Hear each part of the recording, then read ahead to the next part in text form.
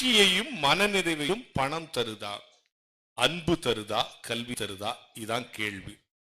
பொருள் நிலையற்றது, அன்பு நிச்சயமற்றது, ஆனால் கல்விதான் அழிவற்றது.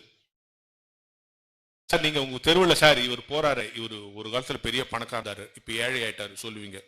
இவர் ஒரு காலத்துல பெரிய பதவியில் இருந்தாரு, இப்ப ரிட்டையர்ட் ஆயிட்டாரு சொல்லுவீங்க. இவர் ஒரு காலத்துல நல்ல ஹெல்த்தியா இருந்தாரு, இப்ப பேஷண்ட் ஆயிட்டாரு சொல்லுவீங்க.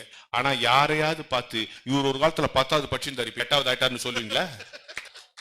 சொல்ல முடியுமா?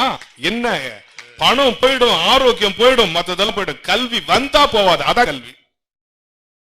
அப்பா அம்மா வாங்கி கொடுக்க முடிந்த மிகப்பெரிய சொத்து கல்வி, வச்சுட்டு போக முடியாத மிகப்பெரிய சொத்தும் கல்விதான். எங்க அப்பா இறந்த பிறகு அவர் பைக் எடுத்து நான் ஓட்டலாம், அவர் சட்டையை எடுத்து நான் ஆல்டர் பண்ணிக்கலாம், அவர் சர்டிபிகேட்ல எடுத்து வச்சு நீ இதெல்லாம் ஏன் சர்டிபிகேட்னு சொல்ல முடியுமா? இல்ல எந்த அப்பா சாவும் போது பிள்ளைங்களாம் கொண்டு அப்பா சாவப்ப பெரிய பையன் நீ எம்ஏ சர்டிபிகேட் வச்சுக்கோ, நீ அடுத்த பையன்